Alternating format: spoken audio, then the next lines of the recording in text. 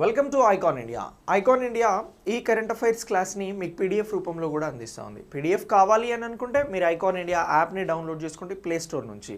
ఇక icon India Hyderabad Ashok Nagar కేంద్రంగా groups కోచింగ్ని అందిస్తూ ఉంది.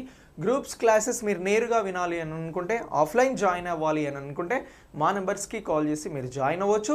ఇక ఐకాన్ ఇండియా ఆన్లైన్లో కూడా అతి తక్కువతో కోర్సెస్ని అందిస్తూ ఉంది. ఈ కోర్సెస్ కావాలి అని అనుకుంటే ఐకాన్ ఇండియా యాప్లో అవైలబుల్గా ఉన్నాయి, మీరు జాయిన్ అవ్వచ్చు, మీ ఇంటి దగ్గర నుంచి క్లాసెస్ వినొచ్చు. ఇక ఈరోజు మనం కరెంట్ అఫైర్స్కి సంబంధించి international, national, regional point of వ్యూలో తెలుసుకుందాం. ఫస్ట్ ఇంటర్నేషనల్కి సంబంధించినటువంటి అప్డేట్, యూరోపియన్ యూనియన్, ఉక్రెయిన్, రష్యాకి సంబంధించినటువంటి ఇష్యూతో స్టార్ట్ చేద్దాం. సరే, ఇప్పుడు రష్యాకి ఉక్రెయిన్కి సంబంధించి యుద్ధం జరుగుతూ ఉంది. ఈ యుద్ధం జరుగుతున్న నేపథ్యంలో ఈ ఉక్రెయిన్కి సంబంధించినటువంటి అధ్యక్షుడు జెలెన్స్కీ ఇమీడియట్లీ యూరోపియన్ యూనియన్లో మమ్మల్ని చేర్చుకోండి, ఉక్రెయిన్ దేశాన్ని సభ్యదేశంగా పరిగణించండి అని చెప్పేసి యూరోపియన్ యూనియన్కి సంబంధించి మాట్లాడడం జరిగింది. సో ఇది లేటెస్ట్ కరెంట్ అఫైర్స్. సో మరి దీనికి సంబంధించి, ఈ లేటెస్ట్ ఇష్యూకి సంబంధించి యూరోపియన్ యూనియన్ ఎలా స్పందించింది, ఉక్రెయిన్ ఇంకా ఏం డిమాండ్ చేస్తూ ఉంది, రష్యాకి సంబంధించి ఉక్రెయిన్ను ఎందుకు నిలువరించే ప్రయత్నం చేస్తుంది అనేది ఒకసారి ఈ టాపిక్లో తెలుసుకుందాం. ఇప్పుడు ఏమంటున్నారు, ఈ జెలెన్స్కీ ఇమీడియట్లీ యూరోపియన్ యూనియన్లో చేర్చుకోండి అని చెప్పేసి అభ్యర్థిస్తూ ఉన్నాడు. ఎవరిని అభ్యర్థిస్తున్నాడు అని అంటున్నాం, యూరోపియన్ యూనియన్కి సంబంధించినటువంటి కౌన్సిల్ని. సో దీనికి సంబంధించి ఇతను వీడియో కాన్ఫరెన్స్ ద్వారా మాట్లాడడం జరిగింది యూరోపియన్ యూనియన్కి సంబంధించినటువంటి కౌన్సిల్ మీటింగ్లో. సో ఈ మీటింగ్కి సంబంధించి ఇప్పుడు ఈ ఉక్రెయిన్ అనేటువంటి దేశాన్ని యూరోపియన్ యూనియన్లో చేర్చుకోండి అని చెప్పేసి ఇతను డిమాండ్ చేస్తూ ఉన్నాడు. సో మరి ఇతని డిమాండ్ని ఈ యూరోపియన్ యూనియన్కి సంబంధించినటువంటి కౌన్సిల్ ప్రెసిడెంట్ ఉన్నారు, ఈ కౌన్సిల్ ప్రెసిడెంట్ ఏమంటున్నారు అని అంటే, చార్లెస్ మిచెల్ ఇమీడియట్లీ EU సభ్యత్వం కోసం ఉక్రెయిన్ చేస్తున్నటువంటి అభ్యర్థనను తీవ్రంగా పరిగణించాల్సినటువంటి అవసరం ఉన్నది, పరిస్థితులు రష్యా ఉక్రెయిన్పై దండెత్తి చేస్తున్నటువంటి యుద్ధం నేపథ్యంలో అని చెప్పేసి ఈ చార్లెస్ మిచెల్ అనే అతను పరిగణిస్తూ ఉన్నాడు. అంటే ఇమ్మీడియట్లీ ఉక్రెయిన్ను సభ్యదేశంగా తీసుకోవాల్సినటువంటి అవసరాన్ని చెప్తా ఉన్నాడు. అయితే కాల్పుల విరమణ కోసం ఇప్పుడు రష్యాకి అలాగే ఉక్రెయిన్కి సంబంధించి మొదటిసారి జరిగినటువంటి చర్చలు అనేవి విఫలమయ్యాయి, ఇంకా యుద్ధం అనేది కొనసాగుతూ ఉంది. సో మరి ఈ నేపథ్యంలో రష్యాను ఆర్థికంగా, దౌత్యపరంగా మరింత ఒంటరిగా చేయడానికి కూడా యూరోపియన్ యూనియన్ దేశాలు ఉక్రెయిన్కి మద్దతుగా వస్తూ ఉన్నాయి. సో దాంతోపాటు ఉక్రెయిన్ అనేది అఫీషియల్గా ఈ యూరోపియన్ యూనియన్లో అధికారిక సభ్యదేశంగా ఇంకా చేరలేదు. సో చేరాల్సినటువంటి అభ్యర్థనను ఇమ్మీడియట్లీ చేయండి అని చెప్పేసి ఈ జెలెన్స్కీ కోరడం జరుగుతూ ఉంది. సో ఇలా ఈ ఇష్యూకి సంబంధించి deep and comprehensive free trade area అనేది ఒకటి ఉంది, దాన్నే DCFTA అని అంటున్నాం. దీన్నే deep and comprehensive free trade area అని అంటున్నాం. దీని ద్వారా కూడా ఈ ఒప్పందానికి సంబంధించి యూరోపియన్ యూనియన్కి అలాగే ఉక్రెయిన్కి సంబంధించి ఇంపార్టెంట్గా ఉంది అని అంటున్నాం.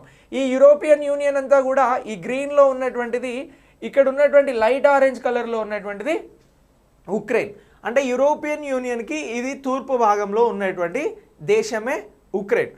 సో ఈ నైబర్హుడ్ పాలసీ కింద కూడా ఏమంటున్నాం, యూరోపియన్ యూనియన్కి పక్కగా ఉన్నటువంటి ఈ ఉక్రెయిన్ దేశాన్ని నైబర్హుడ్ పాలసీ కింద ఉక్రెయిన్కి సంబంధించినటువంటి ఇమ్మీడియట్ ప్రాధాన్యత అనేది, ప్రయారిటీ అనేది కూడా తీసుకోవాల్సినటువంటి అంశాన్ని యూరోపియన్ యూనియన్ అనేది పరిగణిస్తూ ఉంది. ఇక దీంతో పాటు ఈ EU అలాగే ఉక్రెయిన్కి సంబంధించి ఆర్థిక ఏకీకరణ, రాజకీయ సహకారం, పరస్పర సన్నిహిత సంబంధాన్ని కూడా ఉక్రెయిన్ అనేది ఇప్పుడు రష్యాతో కాకుండా ఈ యూరోపియన్ యూనియన్తో నెరవేర్చుకోవాలి, దీన్ని సాధించాలి అని చెప్పేసి అనుకుంటా ఉంది. సో దీనికి సంబంధించి మొదటిసారి ఉక్రెయిన్ యూరోపియన్ యూనియన్కి సంబంధించినటువంటి అసోసియేషన్ ఒప్పందం అనేది, ఆర్థిక భాగం అనేది ఎప్పుడు జరిగింది మొదటిసారి అని అంటే, జెలెన్స్కీ అంటే ముందున్నటువంటి అధ్యక్షుడు పెట్రో. ఇతను ఎవరు ఈ పెట్రో అని అంటే, ఈయన ఉక్రెయిన్కి సంబంధించినటువంటి బిజినెస్ మ్యాన్.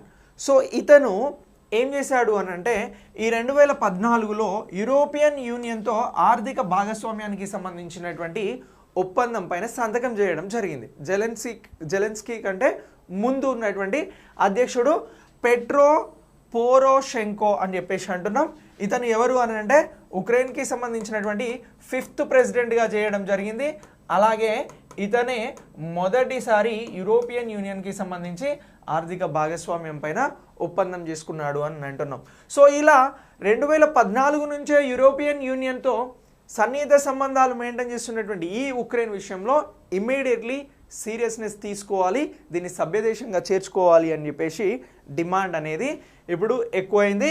ఇక ఈ 2016లో డీప్కి సంబంధించినటువంటి ఏదైతే ఫ్రీ ట్రేడ్ అగ్రిమెంట్ ఉందో దానికి సంబంధించి, అలాగే ఉక్రెయిన్ పౌరులకి సంబంధించి 90 రోజుల వరకు కూడా స్కేంజెస్ ప్రాంతానికి సంబంధించి వీసా రహిత ప్రయాణాన్ని అనేది కూడా అందించడం జరిగింది. సో ఇలా 2014, 2016 నుంచే యూరోపియన్ యూనియన్కి సంబంధించి ఇంట్రెస్ట్ చూపెడుతున్నటువంటి ఉక్రెయిన్ను ఇప్పుడు ఇమీడియట్లీగా సభ్యదేశంగా చేర్చుకోవాల్సినటువంటి అవసరం ఉంది అని చెప్పేసి చెప్తా ఉన్నారు. ఇక 2019లో కూడా ఏం జరిగింది, ఈ ఉక్రెయిన్ యూరోపియన్ యూనియన్కి సంబంధించినటువంటి అంశాలను మనం క్రొనలాజికల్ ఆర్డర్లో తెలుసుకుంటే, ఈ ఉక్రెయిన్ రాజ్యాంగం అనేది ఏదైతే ఉందో, ఉక్రెయిన్ కాన్స్టిట్యూషన్ ఏదైతే ఉందో దీనికి సంబంధించి నాటో అలాగే యూరోపియన్ యూనియన్ సభ్యత్వం కోసం ఉక్రెయిన్ వ్యూహాత్మక కోర్సులపైన నిబంధనలు ప్రాథమిక చట్టానికి సంబంధించినటువంటి ఒక ప్రియాంబుల్ని రూపొందించడం జరిగింది. దేనికి సంబంధించి యూరోపియన్ యూనియన్లో సభ్యత్వం తీసుకుంటే దీనికి సంబంధించి ఉక్రెయిన్ ఎంత వ్యూహాత్మకంగా ఉండాలి అనే దానికి సంబంధించి ఈ ఉక్రెయిన్ రాజ్యాంగంలో ఒక ప్రియాంబుల్ని ప్రత్యేకంగా చేర్చడం జరిగింది, దాన్ని పొందుపరచడం జరిగింది అని చెప్పేసి కూడా ఉక్రెయిన్ రాజ్యాంగంలో ఉన్నటువంటి అంశాన్ని కూడా ఇక్కడ మనం కోడ్ చేస్తూ ఉన్నాం. ఇక దీంతో పాటు రష్యా ఉక్రెయిన్కి సంబంధించినటువంటి యుద్ధం మధ్యన ఈ అధ్యక్షుడు జెలెన్స్కీ ఫిబ్రవరి 28న ఈ యూరోపియన్ యూనియన్కి సంబంధించినటువంటి సభ్యత్వ దరఖాస్తు పైన కూడా సంతకం చేయడం జరిగింది. ఎప్పుడు ఈ ఫిబ్రవరి 28న మాకు ఇమ్మీడియట్లీ ఈ యూరోపియన్ యూనియన్ ఏదైతే ఉందో దానికి సంబంధించి వెంటనే సభ్యదేశంగా గుర్తింపు ఇవ్వండి అని చెప్పేసి ఈ ఉక్రెయిన్కి సంబంధించినటువంటి అధ్యక్షుడు జెలెన్స్కీ సంతకం చేశాడు అని చెప్తా ఉన్నాం. సో దీంతో పాటు మార్చి 1, 2022న యూరోపియన్ పార్లమెంట్ అలాగే ఉక్రెయిన్కి సంబంధించినటువంటి సభ్యత్వం కోసం అభ్యర్థిగా చేయాలి అని చెప్పేసి కూడా సిఫారసు చేసింది. సో ఇప్పుడు సిఫారసు మాత్రమే జరిగింది, యూరోపియన్ యూనియన్లో ఇంకా ఉక్రెయిన్ అనేది సభ్యదేశంగా ఇక్కడ ఉన్నటువంటి అప్డేట్ ప్రకారం చేరలేదు. సో కానీ చేరాలి, చేర్పించుకునేందుకు కూడా సిద్ధంగా ఉన్నాము అని చెప్పేసి యూరోపియన్ యూనియన్ అనేది ఉక్రెయిన్కి చెప్తా ఉంది, ప్రపంచ దేశాలకు చూపెడతా ఉంది ఇక్కడ జరుగుతున్నటువంటి అప్డేట్స్. అలాగే రష్యా ఉక్రెయిన్పై యుద్ధం చేస్తున్నందుకు గాను రష్యా పైన ఆంక్షలు, ఆర్థికపరమైనటువంటి ఆంక్షలు, ఇతర ఆంక్షలు అనేవి అమలు చేస్తూ ఉన్నారు ప్రస్తుతం.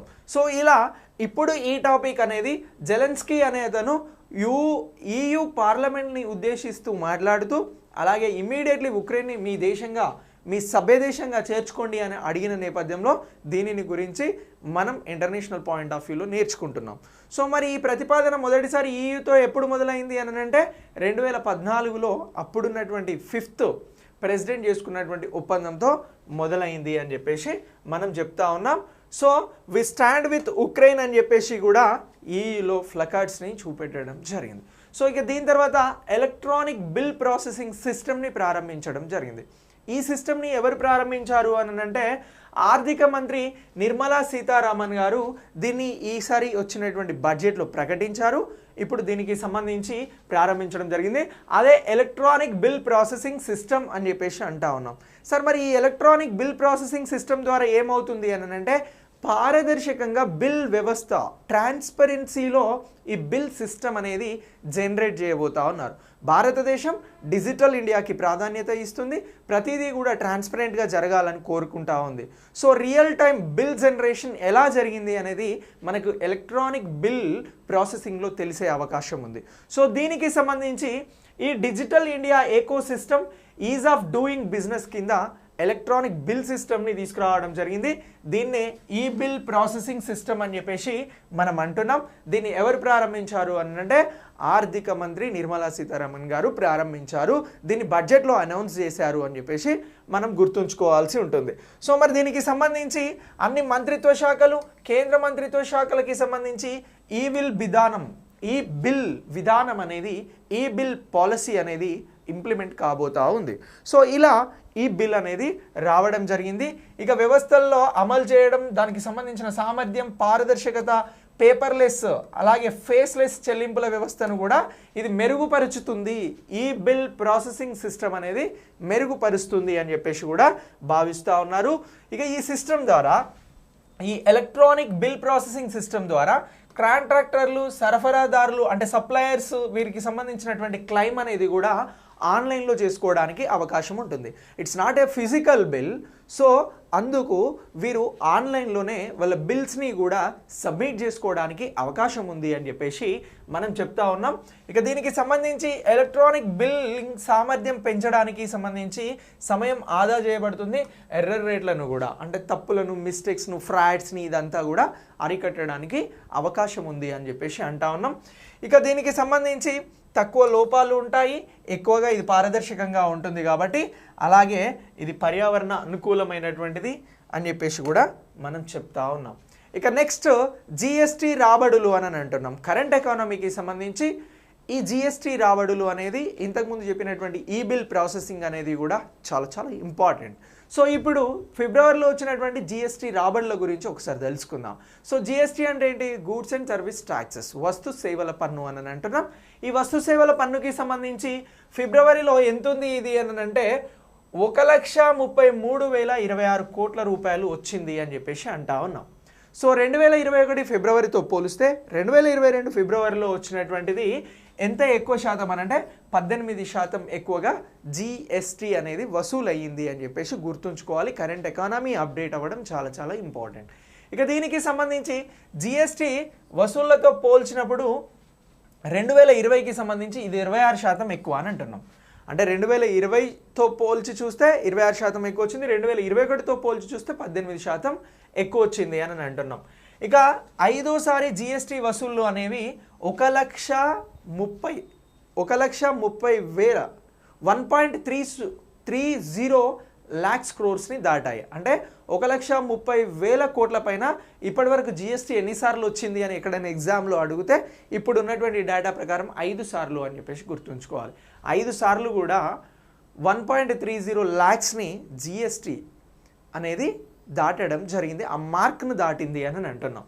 ఇక జిఎస్టీకి సంబంధించినటువంటి అమలు కానీ, దీనికి సంబంధించినటువంటి సెస్ సేకరణ కానీ మొదటిసారి 10,000 కోట్ల రూపాయల మార్కును కూడా దాటింది అని చెప్పేసి గుర్తుంచుకోవాలి. ఇప్పుడు ఎవరైతే ఎగ్జామ్స్ నెక్స్ట్ రాయాలనుకుంటున్నారో వారికి 2 పాయింట్స్ కూడా వెరీ వెరీ ఇంపార్టెంట్. ఇప్పుడు ఉన్నటువంటి డేటా ప్రకారం ఫిబ్రవరి జిఎస్టీకి వచ్చినటువంటి 1.30 lakhs క్రోర్స్ ఏవైతే ఉన్నాయో ఇలా 5 సార్లు దాటింది అని అంటున్నాం.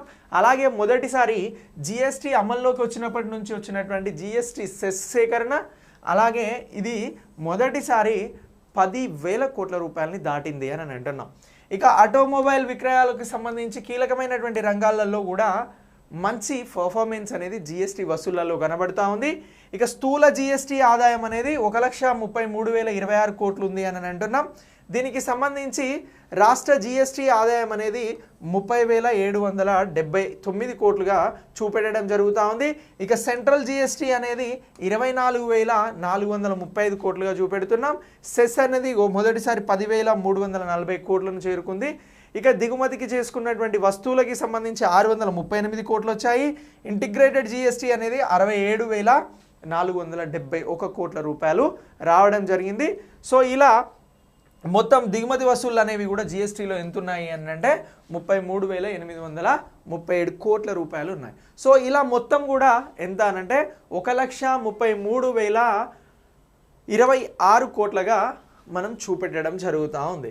ఇక వస్తువులకి సంబంధించి వస్తువుల నుండి వచ్చే ఆదాయం అనేది 38% పెరిగింది దిగుమతి చేసుకున్న వస్తువుల నుంచి. సేవల దిగుమతికి సంబంధించి 12% పెరిగింది అని చెప్పేసి చెప్తా ఉన్నాం. ఇది 2021 నుంచి 2022 ఫిబ్రవరికి సంబంధించి లక్షద్వీప్ 74% పెరుగుదలతో జిఎస్టీ సేకరణలో అత్యధిక జంప్ అనేది లక్షద్వీప్స్కి సంబంధించి కనబడుతుంది అని చెప్పేసి కూడా మనం ఇక్కడ తెలుసుకుంటున్నాం గూడ్స్ అండ్ సర్వీస్ ట్యాక్సెస్కి సంబంధించి. ఓకే, సో ఇలా ఈ టాపిక్ని కూడా మీరు అప్డేట్ అవ్వండి. ఇక దీని తర్వాత నెక్స్ట్ జీరో డిస్క్రిమినేషన్ అని అంటున్నాం. సో జీరో డిస్క్రిమినేషన్ అనే దానికి సంబంధించి సమస్యలు లేదా హింసకు దారితీసేటువంటి మనస్తత్వానికి సంబంధించినటువంటి వ్యతిరేకంగా పోరాడేందుకు మార్చ్ 1ని జీరో డిస్క్రిమినేషన్ డేగా నిర్వహిస్తున్నాం. సో ఇప్పుడు జీరో వివక్ష కలిగినటువంటి దినోత్సవం ఎప్పుడు అని అంటే, వివక్ష లేని దినోత్సవం ఎప్పుడు అని అంటే దాన్ని మార్చి 1న నిర్వహిస్తున్నాము అని చెప్పేసి గుర్తుంచుకోవాల్సి ఉంటుంది. సో ఇక్కడ చూపెడుతున్నటువంటి బటర్ఫ్లై సింబల్ ఏదైతే ఉందో ఇది జీరో వివక్షతకి సంబంధించినటువంటి సింబల్గా దీన్ని వాడడం జరుగుతూ ఉంది. సో ఇక ఈ జీరో డిస్క్రిమినేషన్కి సంబంధించినటువంటి 2022 థీమ్ ఏంటి అని అంటే, హాని కలిగించే చట్టాలను తొలగించండి, సాధికారిత కల్పించే చట్టాలను సృష్టించండి అని చెప్పేసి చెప్తా ఉన్నారు. వివిధ దేశాలలో ఉన్నటువంటి హాని కలిగించే చట్టాలు ఏవైతే ఉన్నాయో, డిస్క్రిమినేషన్ చూపెట్టేటువంటి చట్టాలు ఏవైతే ఉన్నాయో వాటన్నింటిని తొలగించి ఏదైతే మంచి చేసే చట్టాలు ఉన్నాయో వాటిని అమలు చేయండి అని చెప్పేసి థీమ్గా తీసుకోవడం జరిగింది. జీరో డిస్క్రిమినేషన్ డే ఎప్పుడు అని అంటే మార్చ్ 1 అని చెప్పేసి అంటా ఉన్నాం. ఇక ఇది మానవులపై అవగాహనను, అంతర్లీనంగా ఉన్నటువంటి లోపాలను కూడా హైలైట్ చేస్తుంది అని చెప్పేసి గుర్తుంచుకోవాలి. లింగ గుర్తింపు, తరగతి, జాతి, లింగము, లైంగిక ధోరణి, ఆదాయం, వృత్తి, వైకల్యం మొదలైన వాటికి సంబంధించి ఇది అనేక వర్గాలుగా విభజించడం కూడా జరుగుతూ ఉంది. సో ఇక ఈ జీరో డిస్క్రిమినేషన్ డేని మొదటిసారి ఎప్పుడు అమలు చేయడం జరిగింది అని అంటే 2013లో దీనికి సంబంధించి ప్రారంభించడం జరిగింది అని అంటున్నాం. ఇది మొదటిసారి మార్చి 1, 2014లో దీన్ని నిర్వహించారు అని చెప్పేసి కూడా చెప్తా ఉన్నాం. ఇక ఇలా ఇది భారతదేశానికి సంబంధించినటువంటి 0 వివక్ష దినం అని చెప్పేసి కూడా అంటున్నాం. మరి డిస్క్రిమినేషన్కి సంబంధించి భారతదేశంలో సెక్షన్ 377ను రద్దు చేయడానికి లెస్బియన్స్కి సంబంధించి, అలాగే ఎవరైతే ట్రాన్స్జెండర్స్కి సంబంధించినటువంటి వారు ఉన్నారో వారికి సంబంధించి కూడా ఈ ఉద్యమాన్ని ప్రత్యేకంగా చెప్పడం జరుగుతూ ఉంది. ఇక సెక్షన్ 377 దేశంలో స్వలింగ సంపర్కాన్ని నేరంగా పరిగణించలేదు. చివరకు 2018లో ఇది రద్దు చేయబడింది, చట్టం 377 అని చెప్పేసి కూడా మనం చెప్తా ఉన్నాం. సో ఇక ప్రపంచవ్యాప్తంగా కూడా జీరో డిస్క్రిమినేషన్ సూచించేటువంటి సింబల్గా దేన్ని వాడుతున్నాము అని అంటే మనం సీతాకోక చిలుకను, బటర్ఫ్లైని వాడడం జరుగుతూ ఉంది. ఇక నెక్స్ట్ ఐఎన్ఎస్ విశాఖపట్నం గురించి తెలుసుకోవాలి. సో ఇది ఒక డిస్ట్రాయర్కి సంబంధించినటువంటి యుద్ధ నౌక. సో ఈ నౌకను స్వదేశంగా డెవలప్ చేయడం జరిగింది ఐఎన్ఎస్ విశాఖపట్నం. సో దీనిని సిటీ ఆఫ్ డెన్సిటీకి సంబంధించి అంకితం చేయడం జరిగింది, అదే వైజాగ్కి సంబంధించి. సో నావల్ డక్యార్డ్లో జరిగినటువంటి కార్యక్రమంలో ఆంధ్రప్రదేశ్ ముఖ్యమంత్రి జగన్మోహన్ రెడ్డి గారు ఈ విధ్వంస నౌకను అంకితం చేశారు అని చెప్పేసి మనం కరెంట్ ఇష్యూగా చూస్తూ ఉన్నాం. సో దీనికి సంబంధించి భారతదేశంలో దేశీయంగా అభివృద్ధి చేసినటువంటి నౌక కాబట్టి ఇది వెరీ వెరీ ఇంపార్టెంట్ అని అంటున్నాం. ఇక ఎక్స్ మిలాన్కి సంబంధించి ఇప్పటి వరకు మిలాన్కి సంబంధించిన ఎక్సర్సైజ్ అనేది జరిగింది, అలాగే ఇంతకుముందు ప్రెసిడెన్షియల్ ఫ్లీట్ రివ్యూ అనేది కూడా జరిగింది. సో ఇలా వీటికి సంబంధించి సిటీ ఆఫ్ డెస్టినీకి ఇది మొదటి సందర్శన అని చెప్పేసి కూడా ఈ ఐఎన్ఎస్ వైజాగ్ విశాఖపట్నం గురించి తెలుసుకుంటున్నాం. ఇక ఇది 2021లో ప్రారంభించబడింది హిందూ మహాసముద్ర ప్రాంతంలో. సో దీనికి సంబంధించి ఇది గస్తీ నిర్వహిస్తూ ఉంది, అలాగే భారతదేశానికి ఉన్నటువంటి ముప్పు ఏదైతే ఉందో దాన్ని ఎదుర్కొనేందుకు ఈ డిస్ట్రాయర్ సిద్ధంగా ఉంది అని అంటున్నాం. సో ఇక దీనికి సంబంధించి ఆన్బోర్డ్ అత్యాధునిక ఆయుధాలు, అలాగే సెన్సార్లతో ఇది ఆధునిక నిఘా రాడార్ని కలిగి ఉన్నటువంటి నౌక అని చెప్పేసి డిస్ట్రాయర్ గురించి చెప్తా ఉన్నాం.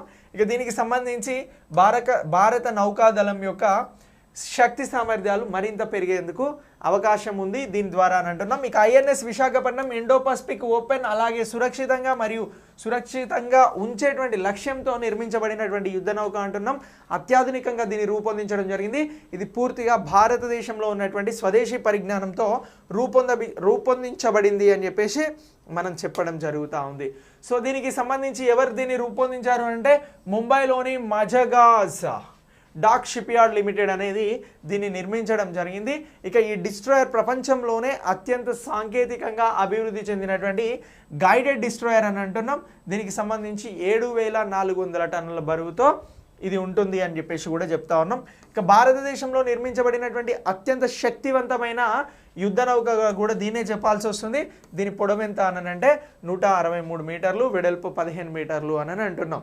సో భారతదేశంలో అత్యంత పొడవైనటువంటి యుద్ధ నౌక డిస్ట్రాయర్ నౌక ఏది అని అంటే మనం ఈ ఐఎన్ఎస్ విశాఖపట్నం గురించి చెప్పాల్సి ఉంటుంది. ఇక దీనికి సంబంధించి ఇది కంబైన్డ్ గ్యాస్ అండ్కి సంబంధించి కాన్ఫిగరేషన్లో 4 శక్తివంతమైనటువంటి గ్యాస్ టర్బైన్ల ద్వారా నడపబడుతుంది అని చెప్పేసి కూడా మనం ఈ యుద్ధ నౌక గురించి గుర్తుంచుకోవాల్సి ఉంటుంది. సో అలాగే న్యూక్లియర్, బయాలజికల్ మరియు కెమికల్ యుద్ధ పరిస్థితులతో కూడా ఈ ఐఎన్ఎస్ విశాఖపట్నం అనేది పోరాడగలుగుతుంది అని చెప్పేసి కూడా మనం ఈ యుద్ధ నౌక గురించి చెప్తా ఉన్నాం. అదే ఐఎన్ఎస్ విశాఖపట్నం. నెక్స్ట్ ప్రపంచ వన్యప్రాణి దినోత్సవం అనేది కూడా నిర్వహించడం జరుగుతూ ఉంది. సో ప్రపంచంలోని అడవులు, జంతుజాలం, వృక్షజాలాలకి సంబంధించి అవగాహన కల్పించేందుకు మార్చి 3న ప్రపంచ వన్యప్రాణి దినోత్సవం అని అంటున్నాం. దీన్నే వరల్డ్ వైల్డ్ లైఫ్ డే అని చెప్పేసి అంటున్నాం. మార్చి 3న నిర్వహించడం జరుగుతూ ఉంది. సో ఇప్పుడు చెప్తారు కదా మార్చి 3న ఏంటి అని అంటే వరల్డ్ వైల్డ్ లైఫ్ డే. దీన్నే తెలుగులో ఏమంటున్నాం ప్రపంచ వన్యప్రాణి దినోత్సవం అని చెప్పేసి పిలుస్తూ ఉన్నాం. సో దీనికి సంబంధించి వృక్షజాలాలపైన, అడవులపైన, జంతుజాలాలపైన అవగాహన కల్పించడం దీని ముఖ్య ఉద్దేశం అంటున్నాం. దీనికి సంబంధించినటువంటి థీమ్ ఏంటి అని అంటే పర్యావరణ వ్యవస్థను పునరుద్ధరణ కోసం కీలకమైనటువంటి జాతులను పునరుద్ధరించాలి అని చెప్పేసి థీమ్గా తీసుకోవడం జరుగుతూ ఉంది. ఇక వివిధ రకాల ఆర్థిక, పర్యావరణ, సామాజిక ప్రభావాలకు కారణమయ్యేటువంటి వన్యప్రాణుల నేరాలు మరియు మానవ ప్రేరిత జాతుల తగ్గింపుకి సంబంధించి వ్యతిరేకంగా పోరాడాల్సిన అంశాన్ని కూడా ఇక్కడ ప్రత్యేకంగా సూచించడం జరుగుతూ ఉంది. సో మరి ఈ వన్యప్రాణులకి సంబంధించినటువంటి డే మొదటిసారి ఎక్కడ ఎవరు ప్రతిపాదించారంటే ఈ థాయిలాండ్ ప్రతిపాదించింది. ఎప్పుడు అనంటే 2013లో ప్రతిపాదించింది అని అంటున్నాం. ఇక అంతరించిపోతున్నటువంటి జంతుజాలాలకి సంబంధించి ఈ డే అనేది ప్రత్యేకమైనటువంటి దృష్టిని పెడుతుంది అని చెప్పేసి కూడా మనం గుర్తుంచుకోవాల్సి ఉంటుంది. ఇక 1973లో అంతరించిపోతున్న జంతుజాలాలకి సంబంధించి అంతర్జాతీయ వాణిజ్యం పైన కన్వెన్షన్కి సంబంధించి సంతకం కూడా చేసినటువంటి రోజు మార్చి 3 కాబట్టి ఈ మార్చి 3నే అంతరించిపోతున్న జంతువులను రక్షించుకునేందుకు కన్వెన్షన్ పైన సంతకం చేశారు అని అంటున్నాం. కాబట్టి వరల్డ్ వైల్డ్ లైఫ్ డేని నిర్వహిస్తూ ఉన్నాము అని అంటున్నాం. ఇక వరల్డ్ వైల్డ్ లైఫ్కి సంబంధించినటువంటి ప్రధాన కార్యాలయం గ్లాడ్, స్విట్జర్లాండ్లో ఉంది. దీనికి సంబంధించి ఎప్పుడు స్థాపించబడింది అని అంటే 29 ఏప్రిల్ 1961లో స్థాపించబడింది. దీనికి ప్రెసిడెంట్గా, సీఈఓగా ఎవరున్నారంటే కార్టర్ రాబర్ట్స్ అనే అతను ఉన్నాడు అని చెప్పేసి కూడా మనం ప్రత్యేకంగా గుర్తుంచుకోవాల్సి ఉంటుంది. ఇక దీని తర్వాత GOEST ఉపగ్రహాన్ని ఇటీవల నాసా ప్రయోగించడం జరిగింది. సో ఇది GOES అంటే ఏంటి అని అంటే geo stationary operational environment satellite అని అంటున్నాం. ఇవి మొత్తం 4 ఉపగ్రహాలు ఉంటే ఇప్పుడు 3వ ఉపగ్రహాన్ని సక్సెస్ఫుల్గా ప్రయోగించారు. గా ఉపగ్రహమే GOEST ఉపగ్రహం అని చెప్పేసి చెప్తా ఉన్నాం. ఉపగ్రహం అనేది దేనికోసం ప్రత్యేకంగా పనిచేస్తూ ఉంది అని అంటే పశ్చిమార్ధగోళంలో వాతావరణం మరియు ప్రమాదకరమైనటువంటి పర్యావరణ పరిస్థితులను అంచనా వేయడానికి పనిచేస్తూ ఉంది అని అంటున్నాం. ఈ GOEST అనేటువంటి దీనికి సంబంధించి భూ స్థిర కక్షలో స్థానం పొందిన తర్వాత దాని పేరు అనేది GOEST నుంచి GOES-18కి మార్చబడుతుంది. ఒక స్థిర కక్షలోకి వెళ్ళిన తర్వాత ఈ శాటిలైట్ను GOES-18గా పేరు మారుస్తారు. ఇంత పంపేటప్పుడు T అని పేరు ఉంది అని చెప్పేసి కూడా చెప్తా ఉన్నాం. Geo stationary operational environment satellite అని చెప్పేసి పిలుస్తూ ఉన్నాం. సో ఇక దీనికి సంబంధించి ఇంకా ఏమంటున్నాము అని అంటే ఈ national ocean and atmosphere administration అనేది ఉంది, అదే NOAA అని అంటున్నాం. సో ఇది ఈ ఉపగ్రహాన్ని GOES-18ని ఉపయోగిస్తుంది. అదే ఓషన్ అండ్ అట్మాస్ఫియర్ అడ్మినిస్ట్రేషన్ అని అంటున్నాం. దీని ప్రధాన కార్యాలయం ఎక్కడుంది అని అంటే వాషింగ్టన్ DCలో ఉంది. దీనికి సంబంధించి వ్యవస్థాపకులు ఎవరు అని అంటే రిచర్డ్ నిక్సన్ అని అంటున్నాం. 3 అక్టోబర్ 1970లో ఈ NOAA అనేది స్థాపించబడింది. ఇక నాసా అడ్మినిస్ట్రేషన్స్కి సంబంధించి బిల్ నెల్సన్ ఉన్నారు. నాసా యొక్క ప్రధాన కార్యాలయం కూడా వాషింగ్టన్ DCలోనే, యునైటెడ్ స్టేట్స్లోనే ఉంది. నాసా ఎప్పుడు స్థాపించబడింది అంటే అక్టోబర్ 1, 1958 అని అంటున్నాం. ఇక దీని తర్వాత నెక్స్ట్ ఇండియా లెవెల్లో నేషనల్ ఇన్నోవేషన్ కాన్క్లేవ్ అనేది జరిగింది. సో మరి భారతదేశానికి సంబంధించినటువంటి బ్యూరో ఆఫ్ ఎనర్జీ ఎఫిషియన్సీ అని అంటున్నాం. తక్కువ కార్బన్ టెక్నాలజీ పైన తక్కువ కార్బన్ విడుదలయ్యేటువంటి అంశాలపైన ఈ ఇన్నోవేషన్ కాన్క్లేవ్ అనేది ప్రత్యేకంగా నిర్వహించడం జరుగుతూ ఉంది. సో దీనికి సంబంధించి ఎవరెవరు ఇందులో పాల్గొన్నారు అని అంటే భారత విద్యుత్ శాఖ మంత్రి ఎవరు అని అంటే రెన్యూవబుల్కి సంబంధించినటువంటి మినిస్టర్ ఆర్కే సింగ్ గారు కూడా పాల్గొనడం జరిగింది. ఇక దీనికి సంబంధించి ఇంధన ఆదా గ్రీన్ హౌస్ వాయువుల తగ్గింపు అంటే కార్బన్ ఉద్గారాలను తగ్గించడం, దీంతో పాటు ఇతర కొత్త ఆవిష్కరణలను ప్రోత్సహించడం అనేది ఈ నేషనల్ ఇన్నోవేషన్ కాన్క్లేవ్కి సంబంధించినటువంటి ప్రధానమైన కాన్సెప్ట్ అని అంటున్నాం. ఇది జరిగిందా లేదా అని అంటే ఎస్ జరిగింది అని అంటున్నాం. సో దీనికి సంబంధించి 20వ వ్యవస్థాపక దినోత్సవం కూడా ఈ నేషనల్ ఇన్నోవేషన్ కాన్క్లేవ్కి సంబంధించింది అని చెప్పేసి మనం ప్రత్యేకంగా మాట్లాడుతూ ఉన్నాం. ఇక ఫెసిలిటీ ఫర్ కార్బన్ టెక్నాలజీ డిప్లాయ్మెంట్కి సంబంధించి ప్రాజెక్ట్ అనేది 2016లో ప్రారంభించబడింది. సో ఇది ఏం చేస్తుంది అని అంటే వినూత్న ఇంధన సామర్థ్యాన్ని, తక్కువ కార్బన్కి సంబంధించినటువంటి టెక్నాలజీ పరిష్కారాలను కూడా ఇది ప్రత్యేకంగా గుర్తిస్తుంది అని అంటున్నాం. సో ఇలా కార్బన్ టెక్నాలజీ ఆవిష్కరణలను ప్రత్యేకంగా మనం గుర్తుంచుకోవాల్సి ఉంటుంది. సో ఇక నెక్స్ట్ జునైద్ అహ్మద్ గురించి తెలుసుకుందాం.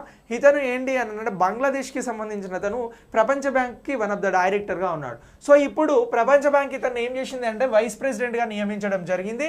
సో ఇతను వైస్ ప్రెసిడెంట్గా అంతర్జాతీయ రుణాల ఏజెన్సీ అదే వరల్డ్ బ్యాంక్కి సంబంధించి వ్యవహరించబోతున్నాడు అని అంటున్నాం.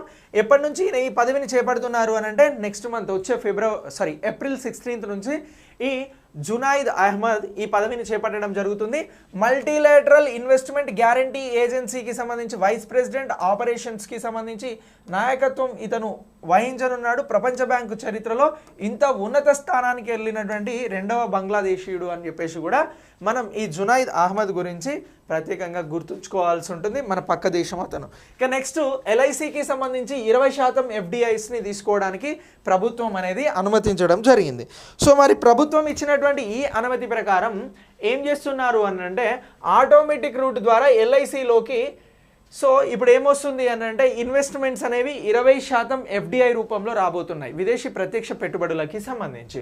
సో ఆర్థిక వృద్ధికి సంబంధించి, గ్రోత్కి సంబంధించి, ఇతర రంగాలలో డెవలప్మెంట్కి సంబంధించి ఎఫ్డిఐస్ ఇన్ఫ్లో అనేది దేశీయ మూలధనాన్ని అలాగే సాంకేతిక బదిలీని, ప్రతిభా అభివృద్ధిని పెంచుతాయి అని చెప్పేసి కూడా ప్రత్యేకంగా భావిస్తూ ఉన్నారు. ఇక దీనికి సంబంధించి ఎల్ఐసి ప్రారంభ పబ్లిక్ ఆఫర్ అనేది కూడా జూలైలోనే క్యాబినెట్ని గత ఏడాది జూలైలోనే క్యాబినెట్ ఆమోదించింది. దీని తర్వాత ఇప్పుడు ప్రస్తుతం మార్చి త్రైమాసికంలో వాటాల విక్రయానికి సంబంధించి షెడ్యూల్ చేస్తూ ఉన్నారు. సో ఈ ఐపీఓకి సంబంధించి ఎవరైనా షేర్స్ని కొనుగోలు చేయవచ్చు. ఇక ఫిబ్రవరి 13న లైఫ్ ఇన్సూరెన్స్ కార్పొరేషన్ క్యాపిటల్ మార్కెట్కి సంబంధించినటువంటి రెగ్యులారిటీ సెబీకి సంబంధించి ముసాయిదా డ్రాఫ్ట్స్ని కూడా సమర్పించడం జరిగింది. ప్రభుత్వానికి సంబంధించి 5% వాటాను 63,000 కోట్ల రూపాయలతో విక్రయిస్తుంది. ఇది దేశంలోనే అతిపెద్ద పబ్లిక్ ఆఫర్గా కూడా ఎల్ఐసికి సంబంధించినటువంటి అంశం గురించి మనం మాట్లాడడం జరుగుతూ ఉంది. నెక్స్ట్ ఆరోగ్య వనం అని అంటున్నాం. ఈ ఆరోగ్య వనాన్ని ఎవరు ప్రారంభించారు అని అంటే రాష్ట్రపతి రామ్నాథ్ కోవింద్ గారు ప్రారంభించడం జరిగింది. ఎక్కడ ప్రారంభించారు అని అంటే రాష్ట్రపతి భవన్లో ప్రారంభించారు. అదే ఆరోగ్య వనం అని అంటున్నాం. ఈ ఆరోగ్య వనంలో ఆయుర్వేదానికి సంబంధించినటువంటి ఔషధ మొక్కలు ఏవైతే ఉన్నాయో వాటి ప్రాముఖ్యతను, మానవ శరీరంపై వాటి ప్రభావాలను, అవి ఎంత లక్ష్యంతో ఆరోగ్యాన్ని ఇంప్రూవ్ చేస్తున్నాయి అనేటువంటి అంశాలను ప్రత్యేకంగా అబ్జర్వ్ చేస్తూ ఉన్నారు. ఇటీవల రాష్ట్రపతి గారు ఆరోగ్య వనాన్ని ప్రారంభించారా లేదా అని అంటే ఎస్ ప్రారంభించారు అని చెప్పాలి. ఎక్కడ ప్రారంభించారు అని అంటే రాష్ట్రపతి భవన్లో ప్రారంభించారు అని మనం చెప్పాల్సి ఉంటుంది. ఇక ఈ ఆరోగ్య వనానికి సంబంధించి 6.6 ఎకరాలలో విస్తరించి ఉన్నటువంటి ఆరోగ్య వనానికి సంబంధించి యోగా ముద్రలో కూర్చున్నటువంటి మనిషి ఆకారంలో కూడా ఈ ఆరోగ్య వనం అనేది డెవలప్ చేయడం జరిగింది అని అంటున్నాం. ఇది ఆయుర్వేదంలో చికిత్సా ప్రయోజనాల కోసం 215 మూలికలు మొక్కలను కూడా ఈ ఆరోగ్య వనం అనేది కలిగి ఉంది అని అంటున్నాం. సో ఇలా ఈ ఆరోగ్య వనానికి సంబంధించి ప్రత్యేకమైనటువంటి యోగా వేదిక, నీటి కాలువలు, లోటస్ పాండ్స్, ఫౌంటైన్లు, నీటి ఫౌంటైన్లు, వీటినన్నింటినీ కూడా మీరు ఢిల్లీ వెళ్తే రాష్ట్రపతి భవన్లో ప్రస్తుతం చూడవచ్చు. ఇక భారతదేశంలో వీధి జంతువుల కోసం, స్ట్రీట్కి సంబంధించినటువంటి యానిమల్స్ ఏవైతే ఉన్నాయో వాటి కోసం మొట్టమొదటి అంబులెన్స్ అనేది ప్రారంభించబడింది. ఇటీవల ఏ రాష్ట్రంలో స్ట్రీట్కి సంబంధించినటువంటి స్ట్రీట్ యానిమల్స్ కోసం అంబులెన్స్ని ప్రారంభించారు అని అంటే మనం చెప్పాల్సినటువంటి ఆన్సర్ తమిళనాడు. ఈ తమిళనాడు ఏం చేస్తుంది అని అంటే వీధి జంతువుల కోసం భారతదేశపు మొట్టమొదటి అంబులెన్స్ని తమిళనాడు చెన్నైలో ప్రారంభించింది అని అంటున్నాం. అంతర్జాతీయ జంతు సంక్షేమ సంస్థ 4PAP అనేది ఒకటి ఉంది.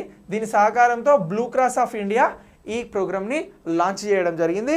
అదే ఏ ప్రోగ్రామ్ అని అంటున్నాము అని అంటే యానిమల్స్కి సంబంధించినటువంటి అంబులెన్స్ అని అంటున్నాం. మద్రాస్ హైకోర్టు న్యాయమూర్తి డాక్టర్ అనితా సుమంత్ ఈ అంబులెన్స్ని ప్రారంభించారు అని చెప్పేసి గుర్తుంచుకోవాలి. ఇక యానిమల్కి సంబంధించినటువంటి కేర్ ప్రోగ్రామ్, అలాగే అనారోగ్యంతో ఉన్నటువంటి జంతువులకి సంబంధించి ఆన్సైట్ ట్రీట్మెంట్ అనేది కూడా ప్రత్యేకంగా అందించడం జరుగుతుంది. ఇది హాస్పిటల్ ఆన్ వీల్స్ అని చెప్పేసి కూడా మనం ఇక్కడ మాట్లాడుతూ ఉన్నాం. సో ఇలా ఈ కరెంట్ అఫైర్స్ని మొత్తం కూడా మీరు అప్డేట్ చేసుకోండి. నెక్స్ట్ కరెంట్ అఫైర్స్తో మళ్ళీ కలుద్దాం. Thanks for watching.